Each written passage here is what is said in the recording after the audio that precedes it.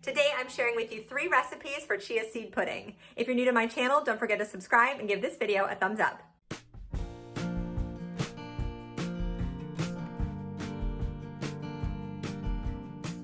Recently, my mom read an article about the health benefits of eating chia seeds.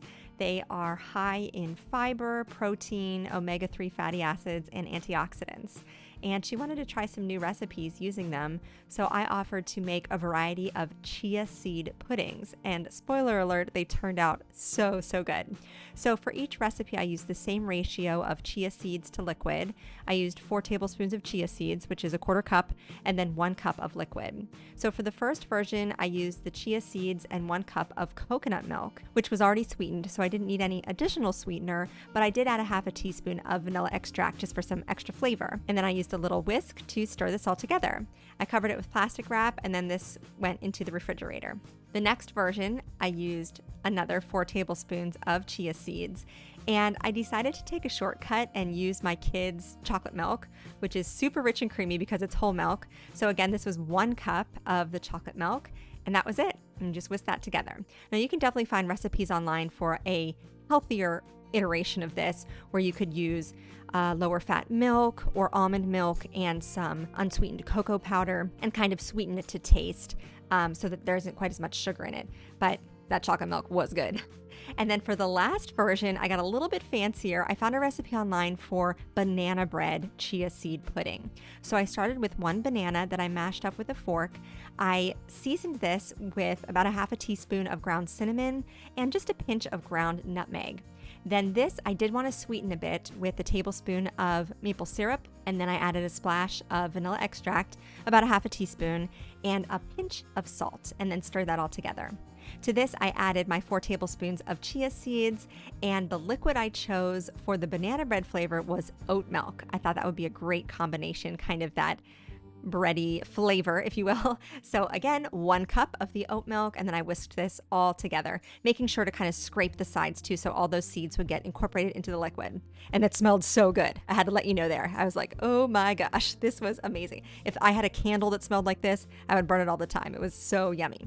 So these are all covered in plastic wrap, and they're going into the refrigerator overnight. Now, one more ingredient I wanted to prepare the night before was some fresh mango. So I'm just showing you here how I like to peel my mangoes.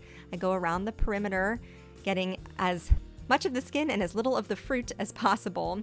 And then mangoes have a sort of a flat, oblong, oval-shaped pit or seed in the middle. So I just cut the fruit off of either side and then around the edges. And I save the pit because my kids like to chew on this and sort of suck any of the extra juices out because it's so sweet and delicious. Then I just dice this up, put it into a glass storage container, and it was ready to go for the morning. So I prepared these puddings around dinner time on this day, but right before I went to bed, I pulled them out of the fridge and stirred them again, just so that everything was evenly mixed. You can see they got a little bit clumpy, so you want to evenly disperse those chia seeds back into the liquid. Then I covered them, and they set up overnight. The next morning, you can see the chia seed puddings have thickened up so beautifully. It has a really fun texture, seriously like pudding. My kids loved all of these. So then I just got out all the toppings. I had fresh raspberries, sweetened shredded coconut. Of course, you could use unsweetened if you would like. I had the fresh mango. I also had some chopped up walnuts.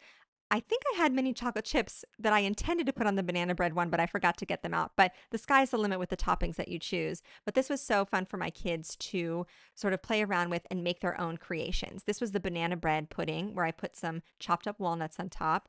The chocolate pudding, I think, was the favorite of everyone. That was great with raspberries, also with coconut. That's a great combination with the chocolate. So all of these tasted delicious.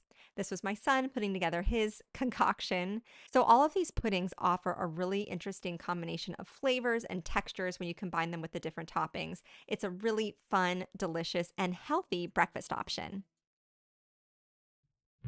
Thank you so much for joining me here today, and I'll see you again soon.